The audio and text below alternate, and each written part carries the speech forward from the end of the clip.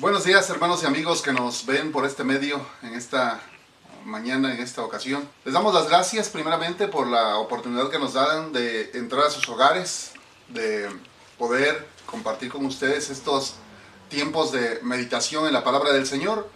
Y les damos gracias principalmente a nuestros hermanos de San Marcos Tlacoyalco, ya que es ahí donde Dios nos permite estar ministrando de alguna manera. Y gracias a Dios porque a través de este medio podemos llevarles palabra de Dios para bendecir sus vidas. Saludos, hermanos, y que Dios les bendiga. Así que vamos a continuar con nuestra serie hablando de principios divinos para el matrimonio. La semana pasada estudiamos 4 principios.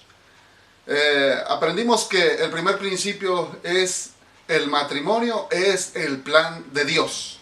Sí, es el plan de Dios, no es un invento de hombres, sino un diseño divino, un plan de Dios. Dios fue el que formó el primer matrimonio. El segundo principio que estudiamos fue que el matrimonio es entre un hombre y una mujer. Claramente la Biblia nos dice que Dios hizo a Adán y a Eva, no a Adán y a Esteban. Así que todo aquello que está fuera de este orden entre hombre y mujer es una aberración, es pecado. Luego aprendimos en el tercer principio que el matrimonio es permanente. No hasta que la otra lo separe, no hasta que me deje de gustar, no hasta que se acabe el dinero, no, sino el matrimonio Dios lo diseñó para que sea permanente, es decir, hasta que la muerte nos separe.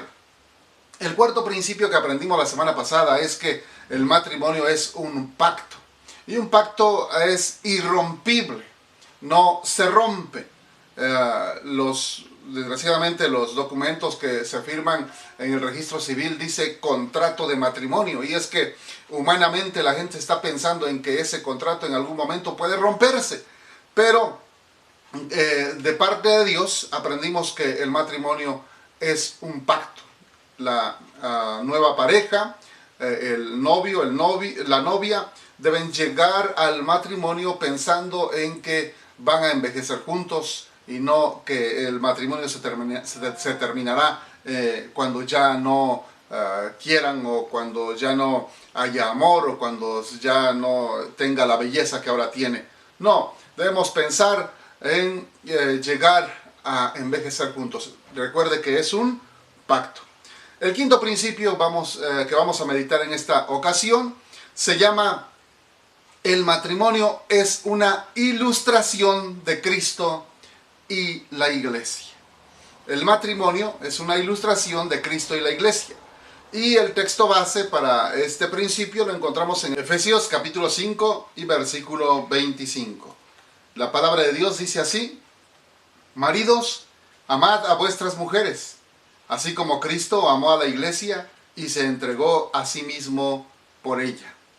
Maridos, amad a vuestras mujeres, así como Cristo amó a la iglesia y se entregó a sí mismo por ella. Aquí encontramos una ilustración, una comparación entre nuestro Señor Jesucristo y su iglesia, esa relación que hay entre Cristo y la iglesia, y que debe haber esa misma relación en el matrimonio, entre el esposo y la esposa. Este principio es maravilloso, pues nos muestra a Jesús como el esposo idóneo y a la iglesia como la esposa amada, en una relación única y excepcional que el apóstol Pablo nos invita a imitar. Esa es la relación que debe existir en nuestros matrimonios.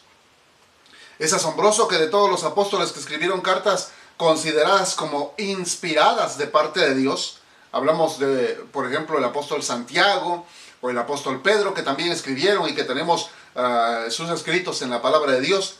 Es asombroso que el que más habló de la relación matrimonial fue precisamente un apóstol que no estuvo casado. Usted recuerde que hay una referencia en el Nuevo Testamento, en los Evangelios, donde se habla de que nuestro Señor Jesucristo fue a sanar a la suegra de Pedro. Si tiene suegra es porque estaba casado.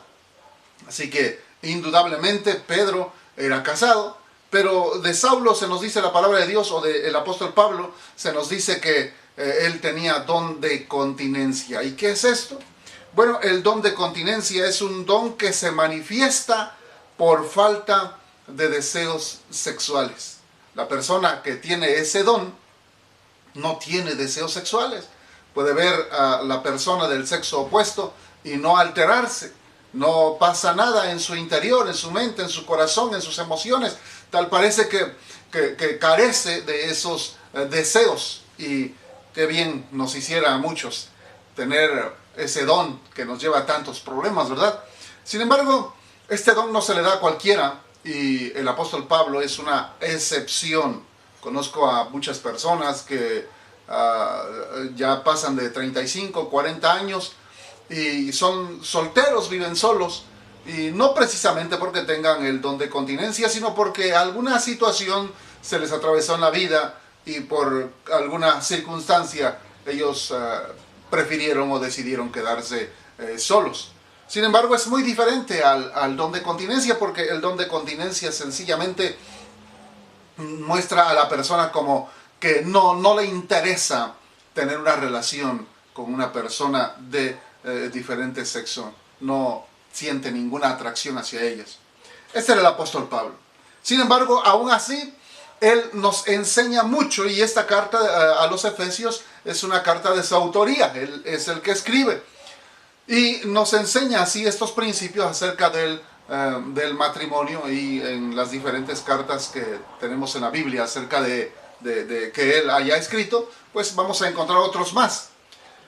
Y alguno o alguien pudiera pensar, ¿cómo es posible que alguien que no estuvo casado pueda enseñarnos acerca de algo que él no vivió, que él no experimentó, algo que él no supo de primera mano? Y bueno, es muy sencillo entenderlo, ya que la palabra misma de Dios nos da referencias también de que el apóstol Pablo tuvo una gran multitud de revelaciones. ¿Y cómo es que Dios lo llevó, dice la Escritura, hasta el tercer cielo y le mostró cosas inefables que si bien es cierto, muchas de ellas no le fue dado, no le fue permitido compartirnos?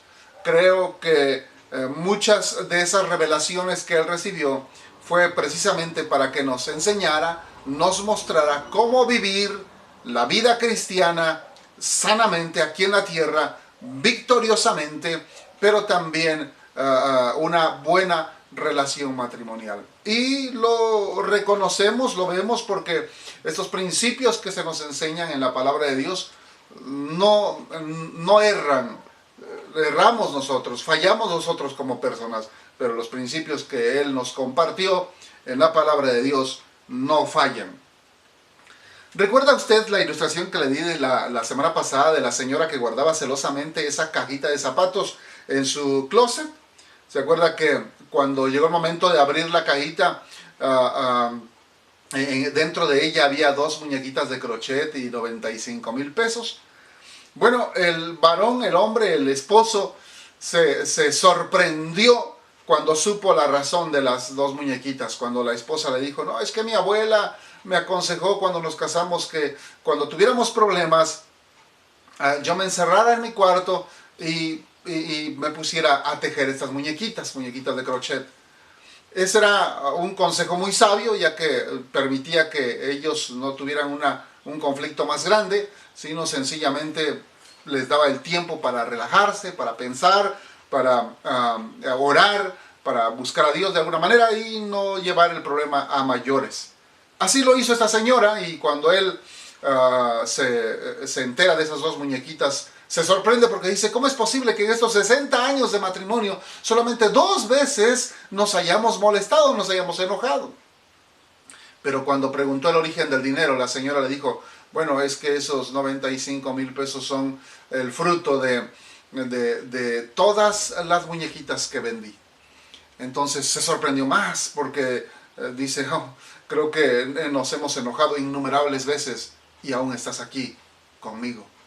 Creo que esa es una muy buena ilustración, porque nos habla de la sabiduría de una mujer que quiere guardar su matrimonio, que quiere hacer que su matrimonio persevere, que su matrimonio triunfe.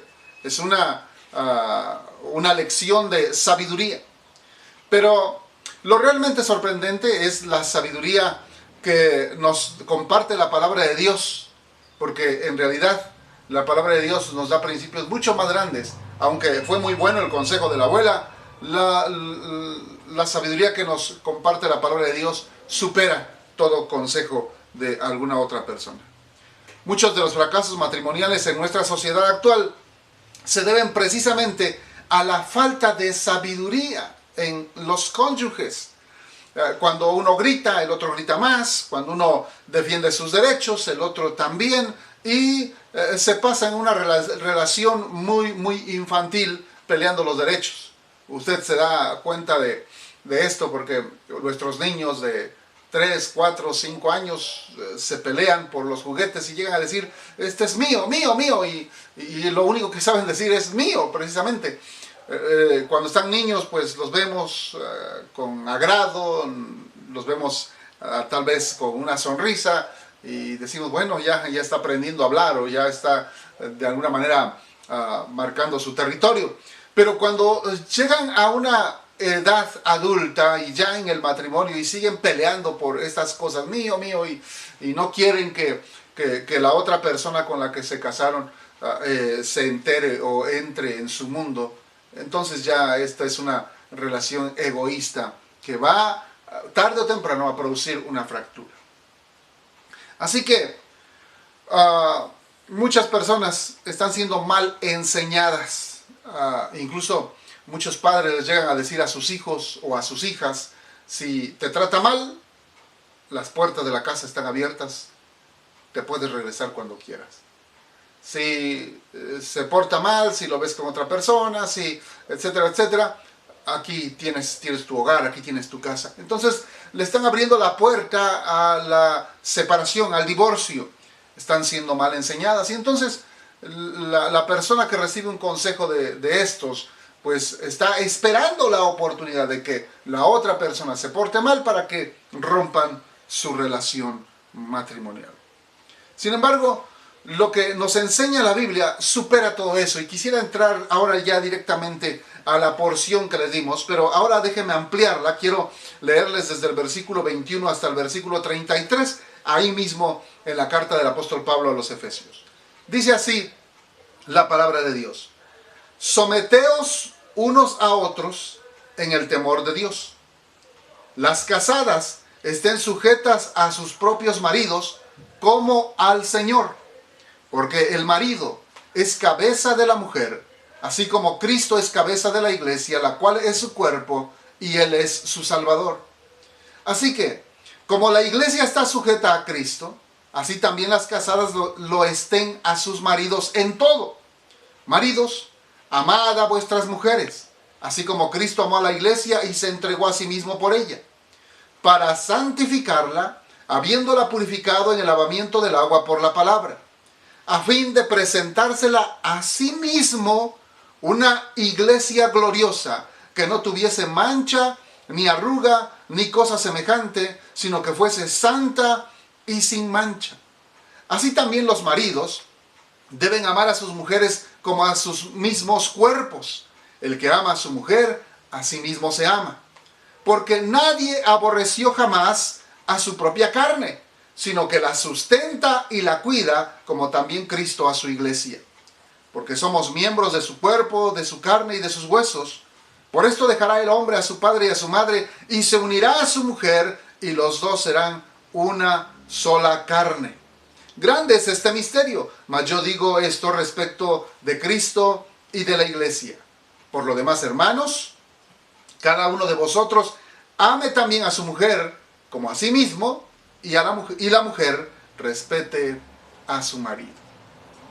Bueno, aquí en esta porción vamos a encontrar por lo menos 5 consejos o 5 formas en la que nuestro Señor Jesucristo trata a su iglesia y que es necesario que nosotros en nuestros matrimonios aprendamos a imitar. Número 1. Cristo es la cabeza de la iglesia. Y por consecuencia, o como para imitar en nuestros matrimonios, debemos saber que el marido es la cabeza de la mujer. Y vamos a analizar los versículos de aquí del 22 al 24. Dice la Escritura: las casadas estén sujetas a sus propios maridos como al Señor. Óigalo bien. Dice: las casadas estén sujetas a sus propios maridos como al Señor. Ahí da la comparación, como a Cristo.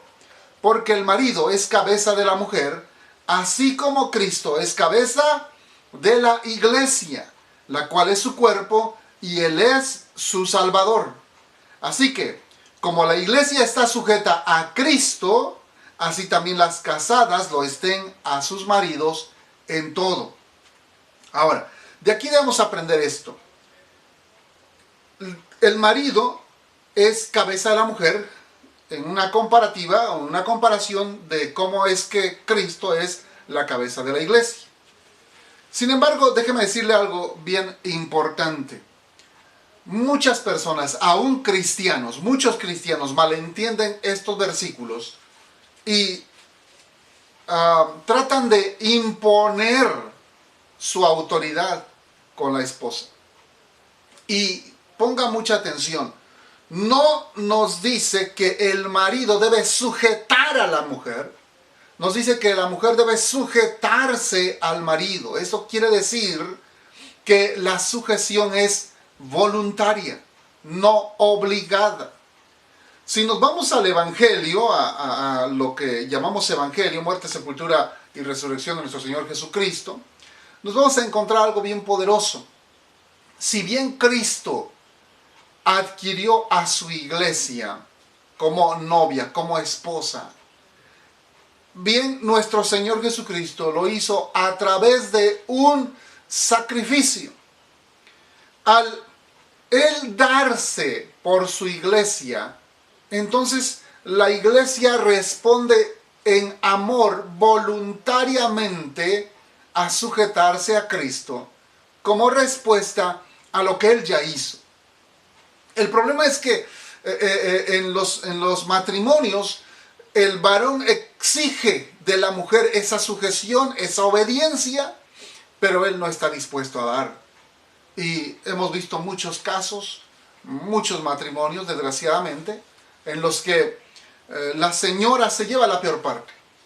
Sí, el varón es un desobligado, el varón no lleva el sustento a casa, el varón no suple lo necesario, pero sí golpea, sí azota, sí grita, sí ofende a la mujer. Y eso no es lo que nos manda el Señor Jesucristo.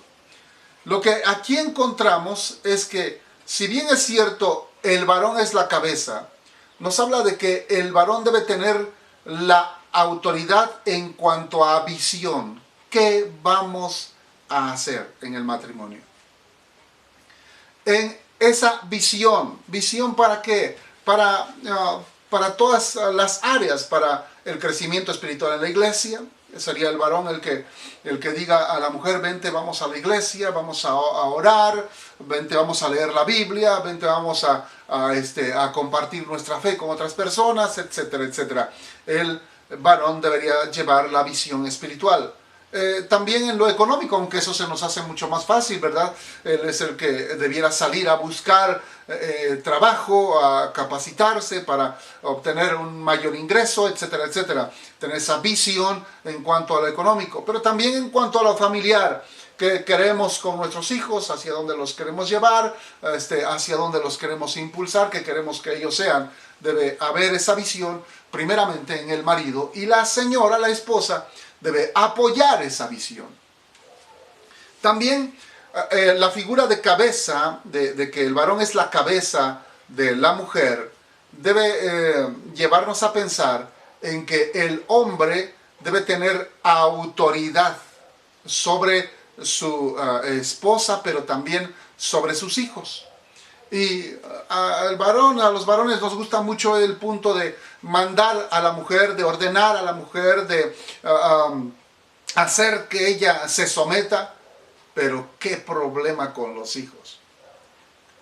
Conozco a algunos, ¿verdad?, que les es fácil soltar a sus hijos, cuando debieran tener autoridad también sobre sus hijos, porque la palabra de Dios es un todo y nos enseña en otras ocasiones cómo nosotros como padres debemos ejercer autoridad sobre nuestros hijos, y ahí es donde se nos escapa la autoridad. Sí, hablamos mal, golpeamos, ofendemos a la esposa para mantenerla sujeta, pero qué difícil es con los hijos, ¿verdad? ¿Por qué? Porque los hijos están viendo cómo maltratamos a la esposa, a la mamá de ellos. Entonces, cuando los hijos se dan cuenta que hay un maltrato a su madre, entonces en los hijos surge un odio hacia el padre. Y será que esos hijos que están viendo ese maltrato en la mamá van a someterse, a sujetarse a aquel maltratador? Claro que no. Y entonces encontramos que a muchos hijos se van de casa temprano, ¿verdad? En la adolescencia, o hijos que se atreven a levantarle la mano a papá precisamente porque están fastidiados, hartos de ver todas las veces cómo ofende, cómo maltrata a mamá. Hijos que sencillamente castigan a sus padres con la ausencia o con el olvido. ¿Por qué? Porque están cansados tanto de un papá maltratador como de una mamá que no le pone un hasta aquí, que no le pone un alto a ese maltrato.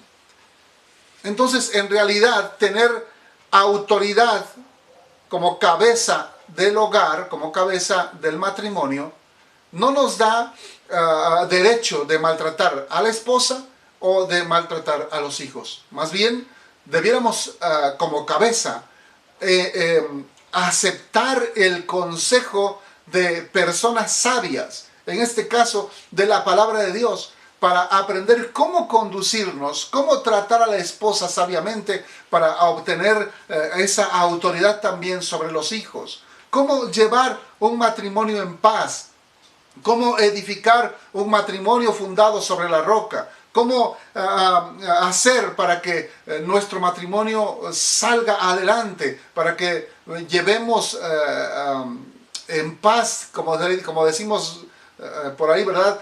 Llevar la fiesta en paz dentro del hogar, dentro de la casa, y de alguna manera no solamente llevarla en paz, sino llevarnos bien, que los hijos puedan ver que el papá se preocupa por las necesidades de la esposa, que los hijos puedan ver que papá se preocupa por las emociones de mamá, que los hijos puedan ver que en realidad hay un amor genuino de parte de papá para mamá, y no que se anda escondiendo para que no lo vean en sus fechorías. Entonces, el ser cabeza implica muchas cosas.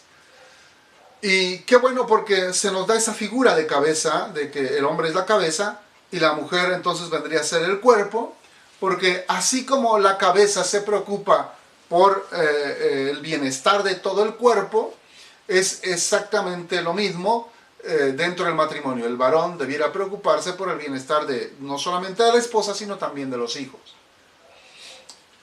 Cuando te golpeas un dedo, la reacción inmediata, primeramente el dolor es captado por el cerebro, ¿verdad? Y el cerebro manda la orden a la mano, si te golpeaste a la izquierda, manda la orden a la mano derecha para que vaya y ayude, ¿verdad? A la mano que fue golpeada. Entonces, esa es la función de la cabeza. Ver qué necesidades hay, ver qué es lo que se está haciendo mal y poder ayudar, poder de alguna manera influenciar con esa autoridad que tiene de cabeza para ir y mover las piezas necesarias para ayudar a la persona dentro de la familia que está siendo afectada, que está sufriendo alguna situación. Me gusta la relación de algunas familias que conozco, porque gracias a Dios nos permite conocer a algunas personas. Y hay familias donde existe ese compañerismo. Papá no tiene que gritar, no tiene que ofender, no tiene que maltratar, sino en base al ejemplo ha logrado que sus hijos se lleven bien, que respeten a mamá, que se ayuden unos a otros, que haya ese compañerismo.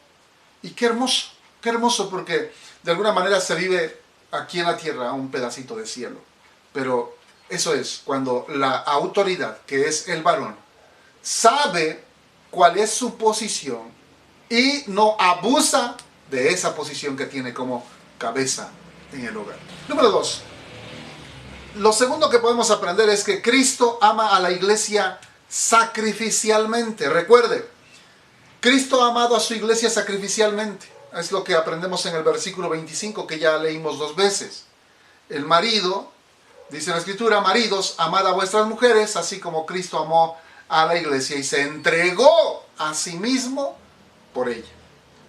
Entonces, de esta manera, el marido debe amar a su mujer sacrificialmente, es decir, al punto de hacer algún sacrificio, algo que a lo mejor le cueste, le sea difícil, algo que él mismo no quiera, o que le está siendo realmente doloroso para mostrar amor a su esposa.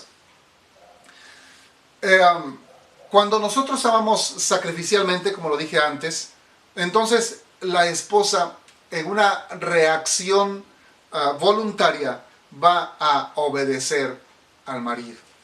Y alguien pudiera decir, bueno, pero ¿cómo puedo yo mostrar ese amor sacrificial a mi esposa? Bueno, hay una manera muy sencilla. Y esa manera sencilla que hay es venir cada semana con el sueldo, con el gasto y entregarlo a la esposa.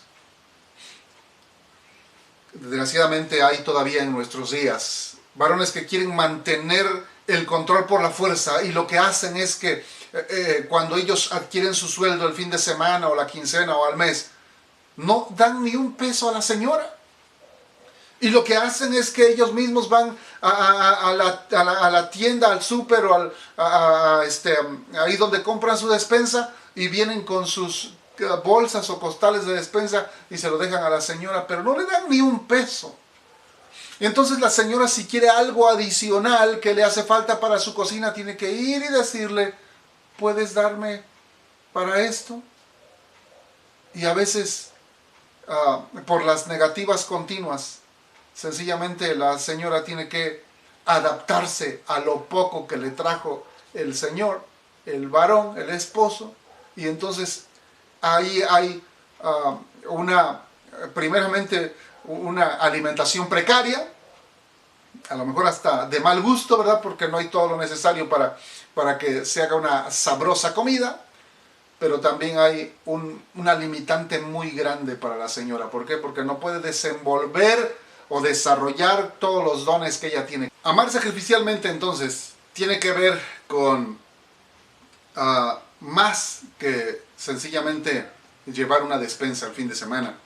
Tiene que ver con su tiempo, con entregarle tiempo a la esposa, a la señora, para platicar, para estar juntos, para preguntar cómo se siente, cómo está, qué le falta, qué pudiéramos o qué pudiera hacer por ella, qué pudiera hacer para que su matrimonio avance, para que crezca, estar pendiente de todas las necesidades de la persona. Pero para entender mejor la reacción voluntaria de la obediencia de la mujer hacia el varón y del amor sacrificial del hombre hacia la mujer, déjeme contarle la anécdota de un grupo de soldados, un pelotón que estaban entrenando físicamente a la orilla de la playa, iban corriendo, ¿verdad? Al frente va su capitán o su cabo, no sé, van corriendo y dan vuelta y otra vez, y por ahí salieron unas familias que se metieron al mar, estaban nadando. De repente una muchacha empieza a gritar por allá que se la está llevando la corriente, está ahogándose y no encuentra, no puede salir, y la gente se da cuenta de que alguien se está ahogando. Entonces se empiezan a gritar, alguien que la ayude, alguien que la ayude. Los soldados andan ahí en su entrenamiento, no se inmutan, ¿verdad? Hasta que el capitán les dice, momento, ¿quién de ustedes sabe nadar? Que vaya a salvar a la muchacha. Y entonces uno de ellos, rápidamente, sin pensarlo, ¿no?, quita lo que él pesaba de más de su traje de soldado, ¿no?, y se avienta al mar y va nadando hasta llegar a donde está la mujer. Con muchos esfuerzos logra sacarla. La mujer viene inconsciente, le hacen todo lo necesario para la resucitación, ¿verdad? Le sacan el agua, todo aquello, y se la llevan a emergencias. Los soldados siguen su rutina, se acaba el día, pasan algunas semanas. De repente en el cuartel militar llega el capitán con el soldado que se aventó al mar y le dice: oye, te buscan. Y él, pues sin saber, sale al área donde llegan las personas a visitar, y se encuentra que está la joven aquella a la cual rescató unos días antes de ahogarse en el mar. Y la mujer va corriendo y lo abraza y con mucho cariño, ¿verdad? Con mucho amor lo abraza, lo besa. Y la mamá de ella, el papá, que iban ahí también, le explican al soldado, le dicen: ¿sabe?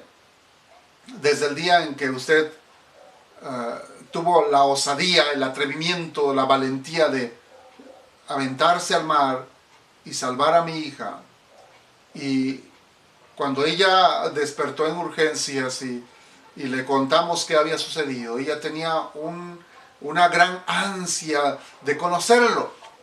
Y ella decía: ¿cómo será aquel varón, aquel hombre tan valiente que se atrevió a arriesgar su vida para salvarme, para rescatarme? Me gustaría conocerlo. Y ya como pasaban los días, ella iba pensando y meditando en esto, hasta que llegó el punto en que me dijo: papá, mamá, quiero conocer a ese hombre, me gustaría casarme con él.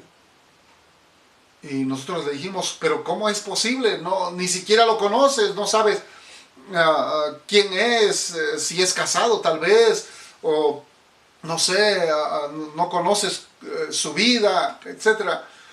Y le dice la muchacha a sus padres: no mamá, no papá, creo que si él estuvo dispuesto a arriesgar su vida para salvarme, creo que lo menos que yo puedo hacer es devolverle de alguna manera, y la mejor manera que he encontrado es casándome con él. Pero hija, ¿cómo es posible? Y ella replicó y dijo: sí, es que si él estuvo dispuesto a arriesgar su vida para salvarme, lo que puedo concluir es que no puedo estar en mejores manos. Si me caso con él, seguramente él va a tener cuidado de todas las cosas que yo necesite para mi vida matrimonial. Así que eso es el amor sacrificial, estar dispuesto a dar todo por la esposa, por la mujer que Dios nos ha dado. En tercer lugar, Cristo dignificó su iglesia. Los versículos 26 y 27 dicen: para santificarla, habiéndola purificado en el lavamiento del agua por la palabra, a fin de presentársela a sí mismo una iglesia gloriosa, que no tuviese mancha, ni arruga, ni cosa semejante, sino que fuese santa y sin mancha. Este punto me gusta mucho. ¿Por qué? Porque imaginemos cómo usted y yo llegamos a Cristo. Nosotros somos la iglesia. La iglesia no es el edificio. La iglesia somos nosotros. Y nosotros venimos de contextos de pecado terribles, tremendos. Yo conozco mis pecados y sé de dónde me ha sacado el Señor. Sé qué pecados me ha perdonado. Pero seguramente usted también, usted conoce de dónde lo ha sacado el Señor, qué pecados vivió antes de conocer a Cristo y cómo está usted hoy sentado como dice la Escritura, en lugares celestiales con Cristo, de tal manera que ahora usted es una nueva criatura. Algo que podemos concluir de esto, o definir de esto, es que el Señor Jesucristo nos amó sin importar nuestra condición. Nos amó cuando aún éramos pecadores, dice la palabra. Veníamos con una mente depravada, veníamos con costumbres pecaminosas, veníamos sucios, maltratados, veníamos mal. Y el Señor nos recibió como el hijo pródigo, nos abrazó, nos besó, nos dio un lugar, nos devolvió o nos dio el privilegio de ser llamados hijos de Dios.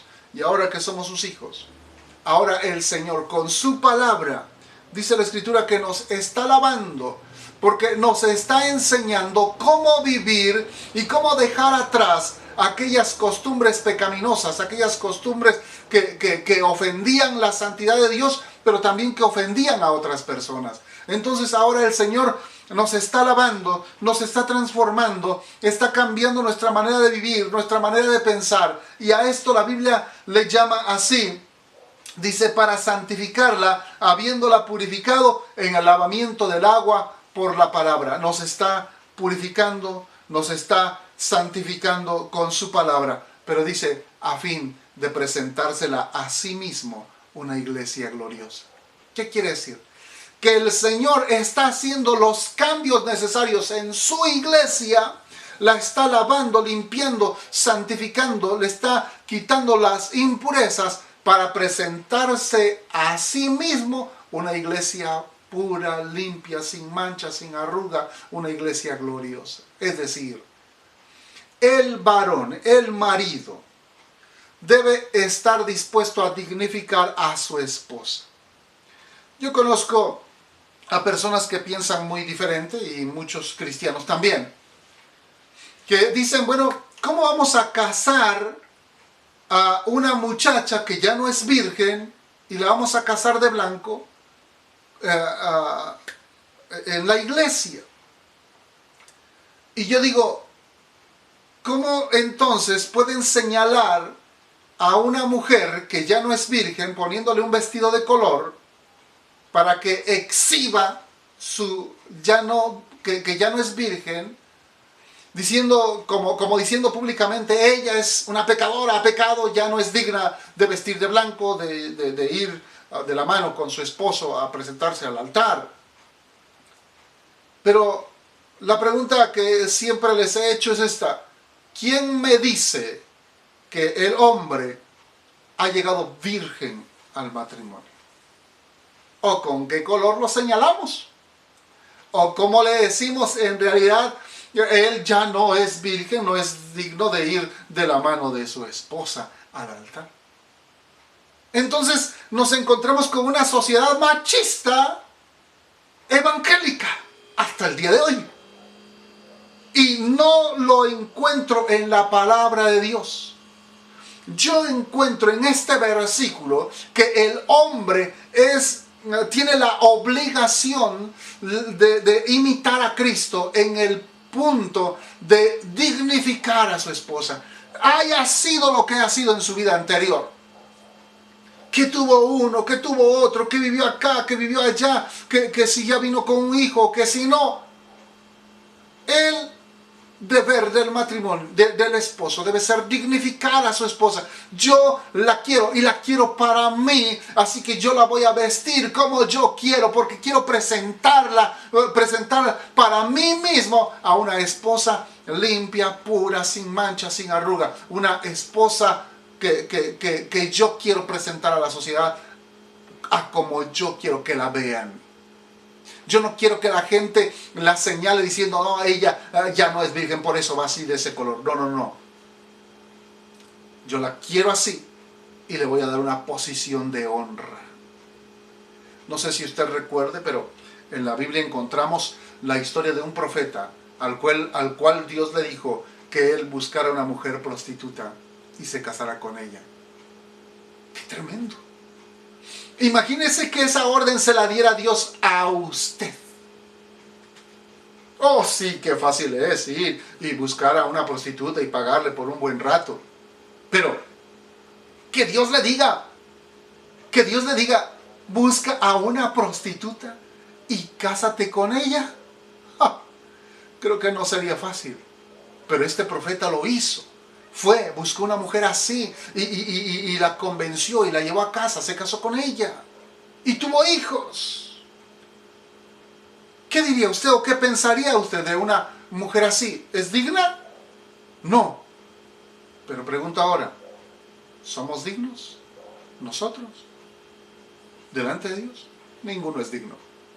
En realidad ninguno es digno, ni la mujer que haya andado con uno y con otro, ni el hombre que haya andado con una y con otra, y que ahora se casaron, y que ahora él quiera señalar los errores de ella.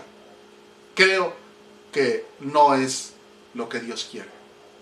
Más bien, lo que la palabra de Dios nos está mostrando aquí, en ese paralelismo entre Cristo y su iglesia, nos está enseñando que nosotros como varones debemos darle honra, debemos darle un lugar de respeto a nuestra esposa. Haya sido lo que haya sido antes, usted, varón, es responsable de dignificar a su esposa, de darle un lugar de respeto, de tratarla como usted quiere que la gente la trate a ella. No se crea muy digno, no se crea muy puro como para poner el dedo en la llaga, no. Creo que si se conociera su vida pública, su vida privada, y toda la gente tuviera que ver lo que usted hizo en secreto, usted sería el primero avergonzado. Mejor, como dijo el Señor Jesucristo, el que está libre de pecado tire la primera piedra. Y como ninguno de nosotros está libre de pecado, entonces mejor tomemos la otra posición. Aceptemos a nuestra esposa, si ya la quisimos así, si ya decidimos casarnos con ella, si ya decidimos con ella hacer una familia, dignifiquémosla ahora. Démosle el lugar que le corresponde. Mostrémosla ante la gente, ante la sociedad, ante el mundo, como una mujer pura, santa, como una mujer sin mancha, independientemente de lo que la gente sepa, crea o piense. Número 4. Cristo sustenta y cuida a su iglesia. Versículos 29 y 30. La palabra de Dios dice así: porque nadie aborreció jamás a su propia carne, sino que la sustenta y la cuida, como también Cristo a su iglesia. Porque somos miembros de su cuerpo, de su carne y de sus huesos. Bueno, aquí el punto clave es sustentar y cuidar. Así como Cristo cuida y sustenta a su iglesia, así el marido debe cuidar y sustentar a su esposa. Ahora, sustentar no es otra cosa sino alimentar. Alimentar. Y en esto sí podemos hablar de muchas otras cosas. Por ejemplo, no solamente hablar de alimentar físicamente, traer todo lo necesario a casa para que no solo la esposa, los hijos, sino yo también, podamos estar bien alimentados, sino también procurar que nuestra esposa pueda alimentarse espiritualmente. ¿Sí? Tenemos que proveerle lo necesario para que ella pueda asistir a la iglesia, en este caso que, bueno, pues no nos estamos congregando como iglesia, pero sí en el momento de la predicación, como en este caso, reunirnos como familia para poder meditar en la palabra de Dios, motivarle, enseñarle, ayudarle a que aparte ese tiempo. A veces en el hogar le dejamos todo el trabajo a la esposa, ¿verdad? Para que bañe a los niños, para que cambie a los niños, para que peine a los niños, para que prepare el desayuno, para que nos prepare el desayuno a nosotros, para que nos traiga las chanclas para el baño, bueno, tantas cosas que la pobre señora el domingo en la mañana termina pero fastidiada, que cuando dan la hora del servicio ya no quiere hacer nada, no quiere ir, está molesta, está enojada. Entonces, nosotros como varones debemos proveer o motivar o ayudar para que ella pueda alimentarse espiritualmente, para que cuando lleguen a la casa, a la reunión, a la casa de Dios, al templo, a la iglesia, cuando se va a recibir la palabra de Dios, ella llegue con una mente despejada. Ahora, es necesario nosotros, como dije antes, ayudar, porque somos bien fáciles de evadir las responsabilidades, es decir, eso te toca a ti, eso te corresponde a ti, eso hazlo tú, que no sabes lo que te toca, o etcétera, etcétera, ¿verdad? Pero si nosotros queremos que nuestra esposa se alimente espiritualmente, tenemos que ayudarle para que ella lo haga, ayudarle en los quehaceres, ayudarle con los niños, ayudarle con algunas otras cosas necesarias, a lo mejor con el desayuno o cosas así, para que pueda estar. Pero también en casa, ¿verdad?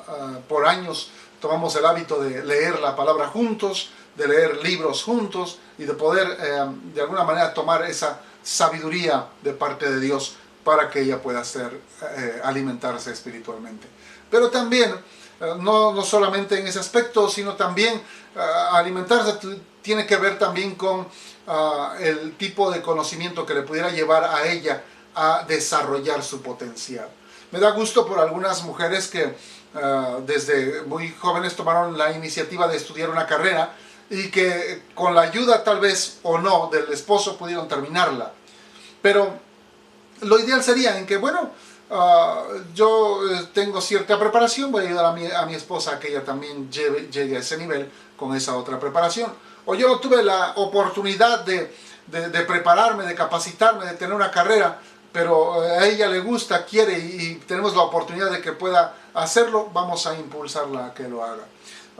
No sé, a lo mejor no es precisamente una carrera, a lo mejor es un curso de algo que a ella le gusta, a lo mejor la cocina, a lo mejor corte y confección, a lo mejor eso que tiene que ver con el pelo, estilista o algo por el estilo, a lo mejor desarrollar otra lengua como el inglés o perfeccionar su lengua natal, etcétera, etcétera. Hay muchas cosas en las que pudiéramos ayudar a la esposa a crecer, o a lo mejor sencillamente ella tiene la inquietud de poner un negocio, de poder aportar económicamente a la casa y poder darle esa oportunidad. Ok, ¿qué quieres vender? Tal cosa, ok, preparamos un lugar para el local o rentamos un local, compramos las cosas, te ayudo y al rato hasta beneficiados vamos a ser nosotros de las ganancias, ¿verdad? Pero poder ayudar a que la esposa pueda alimentarse, no físicamente, sino espiritualmente, pero también en otras áreas. Y dice también la Escritura, sustentar y cuidar. La otra área es cuidar. Y ahí, bueno, tiene que ver con cuidar su área emocional, ¿verdad? Que no tenga cosas de que enojarse hasta la ira, o cosas de que preocuparse hasta enfermarse, sino nosotros poder cuidar esas áreas, ayudarle.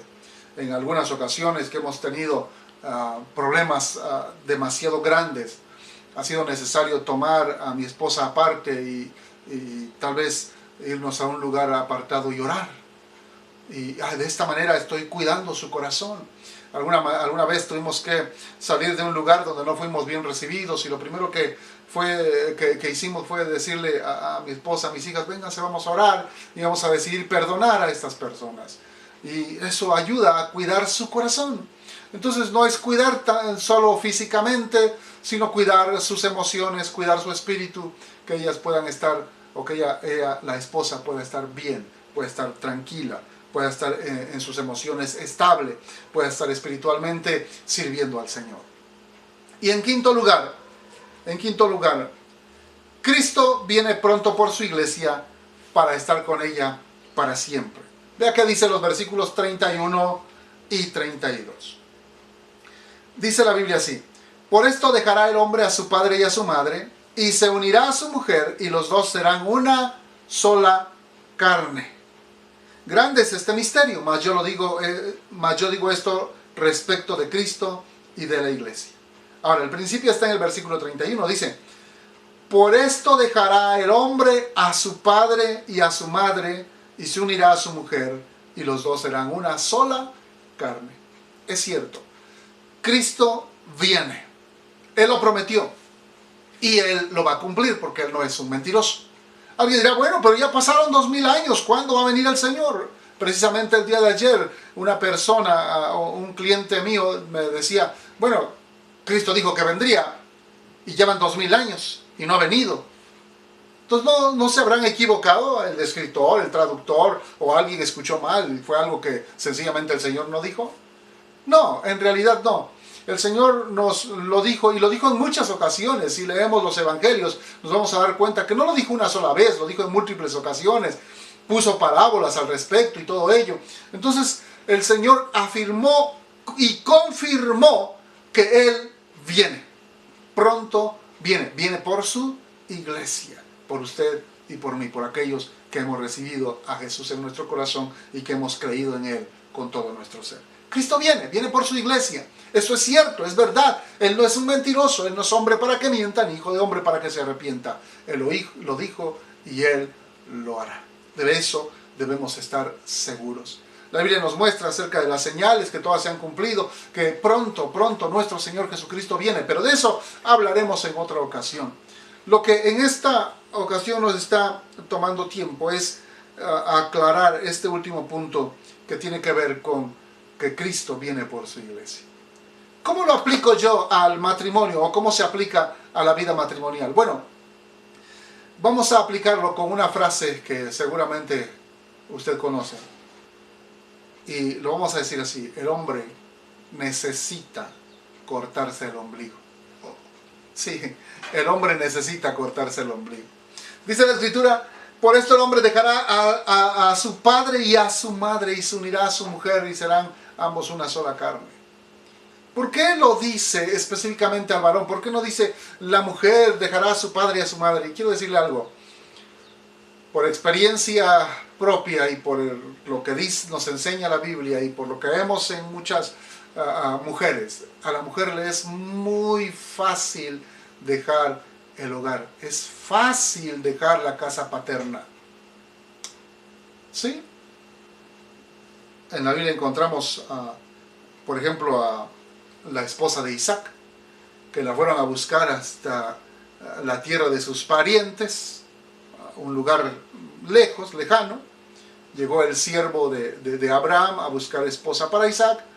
Habló con los papás de la muchacha y los papás de la muchacha dijeron: bueno, si ella quiere irse con usted para casarse con el hijo de su patrón, pues adelante, preguntémosle.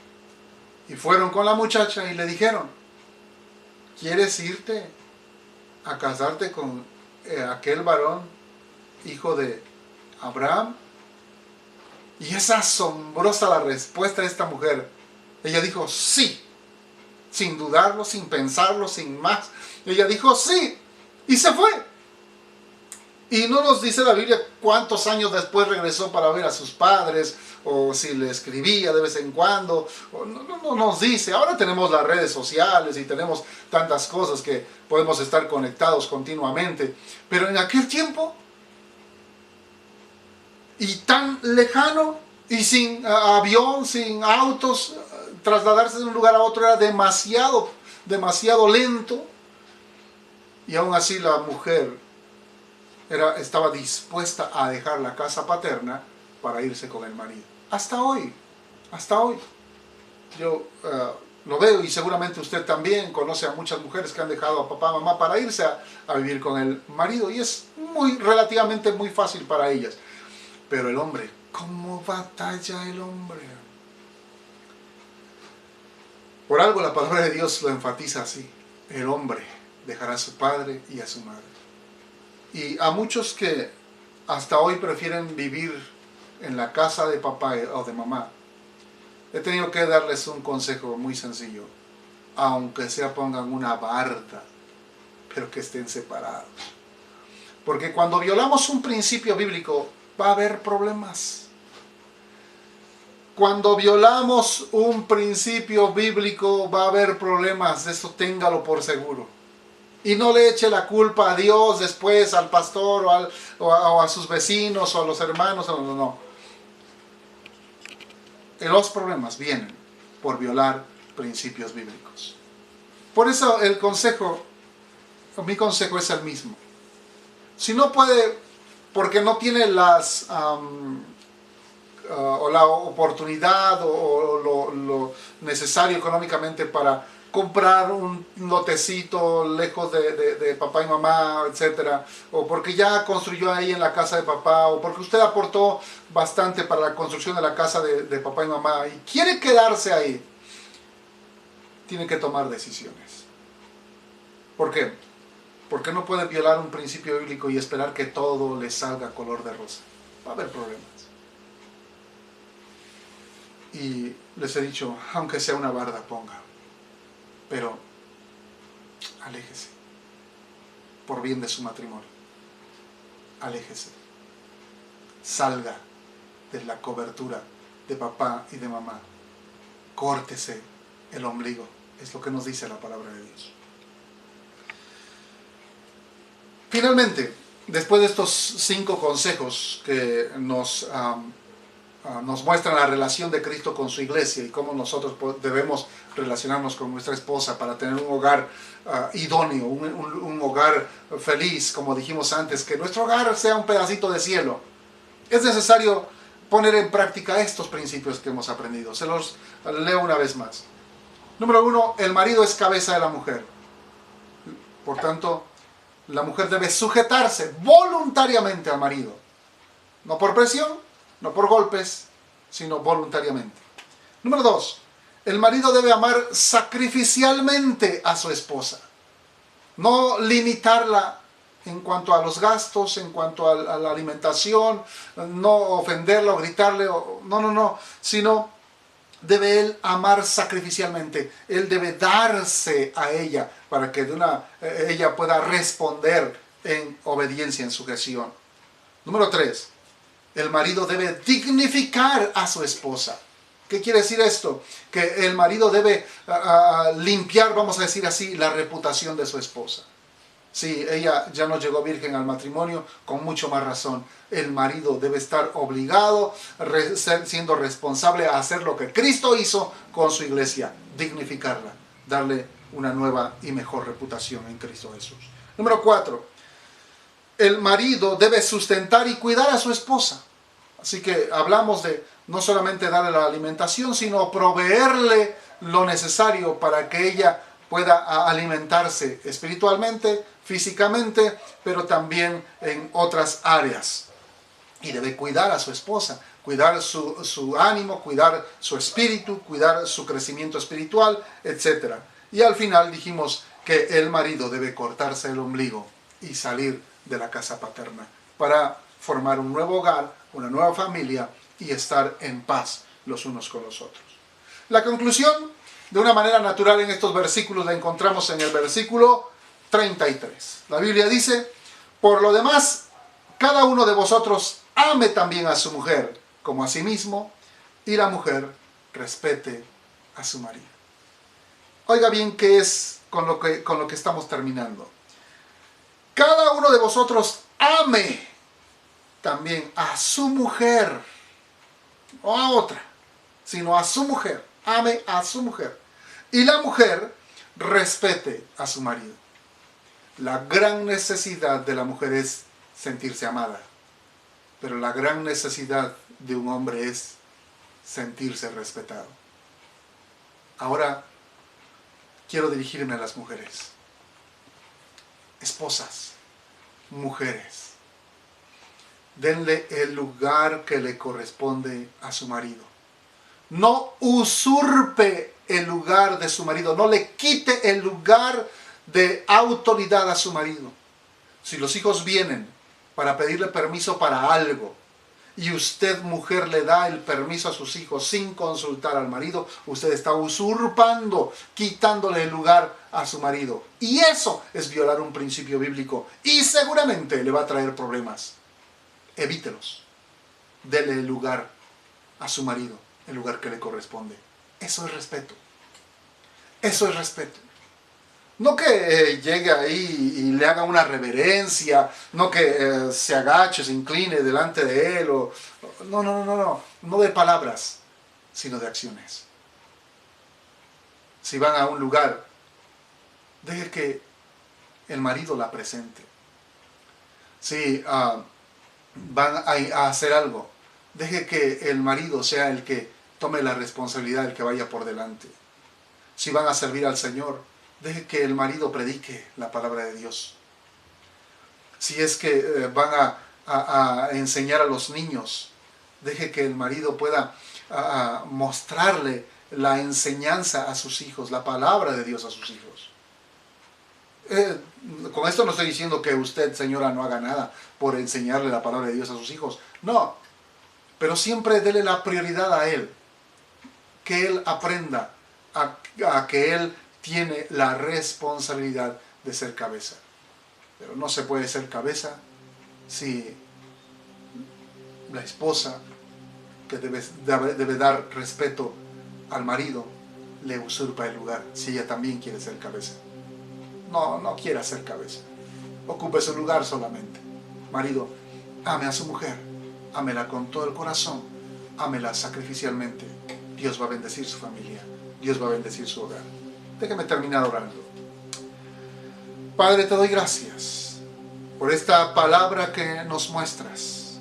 Esta enseñanza preciosa de cómo nuestro Señor Jesucristo se relaciona con su iglesia y cómo nosotros en nuestro hogar debemos aprender a imitar a nuestro Señor Jesucristo, amando a nuestra esposa y permitiendo que ella nos respete. Señor, gracias porque sé que estos principios de tu palabra de Dios van a bendecir los hogares y van a bendecir los matrimonios que están escuchando este mensaje. Gracias, Señor, porque sé que tus principios no fallan, son perfectos y pueden bendecir, ayudar y levantar a los matrimonios que actualmente tienen problemas o dificultades. Pero te doy gracias, Señor, porque también estos principios llegan muy a tiempo para muchos matrimonios jóvenes que apenas se están formando, que apenas están iniciando un hogar. Porque seguramente tu palabra les va a abrir el camino para tener una relación matrimonial de bendición, de gozo, de alegría, un pedacito de cielo en su casa. Padre, gracias por tu palabra. Bendigo a cada uno de los matrimonios de nuestra iglesia, a cada uno de los matrimonios que en esta ocasión están atentos a tu palabra. Los bendigo en el nombre poderoso de Jesús, pidiéndote, Dios, que tu amor, tu gracia, tu bendición lleguen a cada uno de los hogares y a cada una de las familias que nos están escuchando. Gracias, Señor. Alabo tu nombre y te bendigo en el nombre de Jesús. Amén.